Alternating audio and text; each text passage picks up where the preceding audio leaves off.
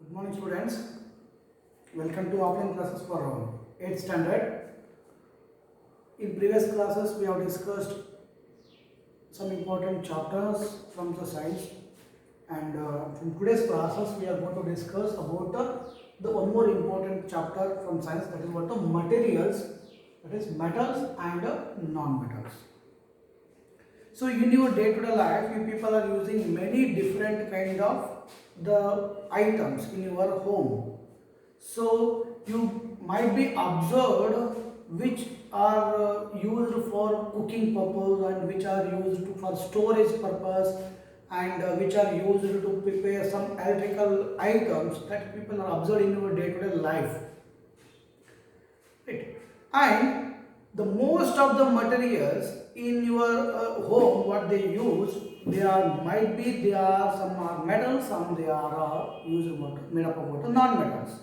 Then how can we find out them which are metals and which are non-metals?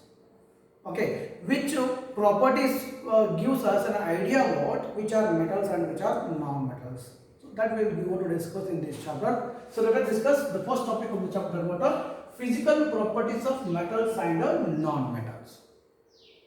So here physical differences. If you observe two items, there will be a lot of difference. Physically, there are a lot of difference between one or two difference between the metals and the non-metals.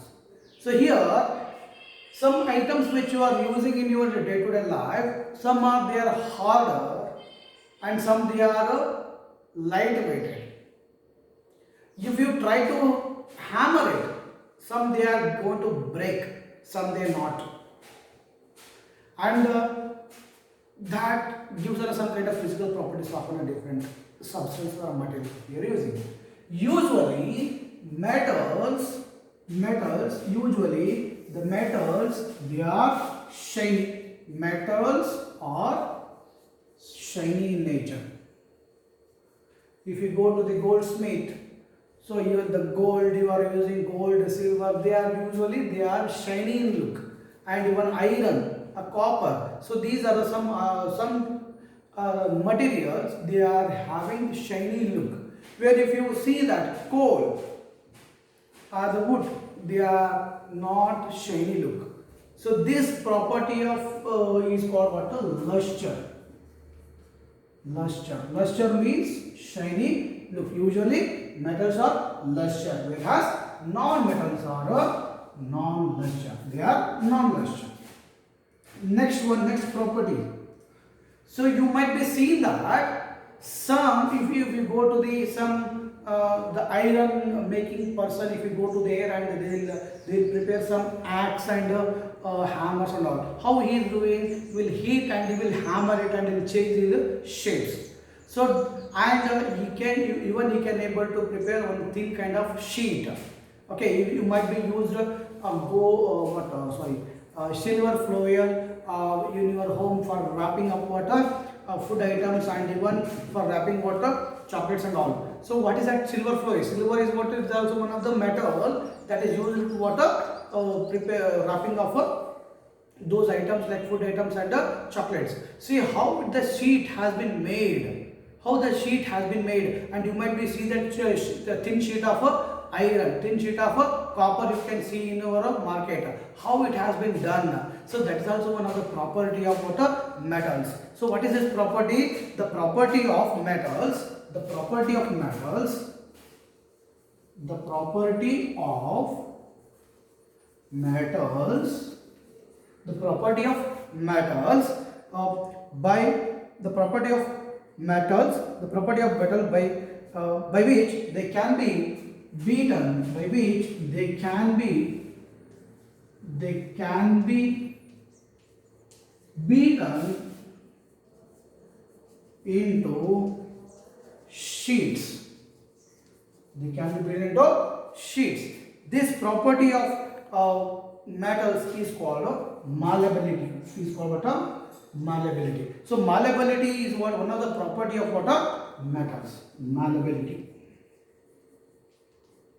But if you try to hammer any non-metals, they are going to break. They won't become as a sheet-like structure. So this is the one of the property of what metals, whereas non-metals they don't have this property called malleability. This is one more property of metals. Next, take two items. So one is made with the wood and whereas one more is made with what like iron or something. You just both hold in your hand, drop it to the bottom or the ground, which is made with like cement or the iron made. There you just drop it. So what happens? You will hear a sound. Which item makes sound here? Whether the material which is made with wood or whether with item which is made with iron. Yes, exactly the material which is made with the iron that makes sound. Whereas the material which is made with wood, it won't make any sound. So it is what this is also one of the property of what metals. Here metals are sonorous. That property what we call metals are sonorous. Sonorous means they make sound. So you might be seeing in your schools, the schools which is made with bell, when they ring a bell, the bell which is made with what are the metals, but it is not made with any other materials like plastic or a non-metal or like a wood. Okay, so metals usually they make some sound, whereas non-metals they do not make any sound. This is also one of the property of what are the metals. The next one, we can even the metals can be made into thin wire. Metals can be drawn into thin wire. We might see in electric current. So through that you might be see that wire will inside contain water. The wire, copper wire. The copper wire is what it is made with a thin thread-like structure. That even the metals can be drawn into wire. That is one more property of water. The metals. That property what we call ductility. Okay. What is that? The metals. The property of metals. The property of metals can be drawn into wire, to thin wire. This property what is called ductility.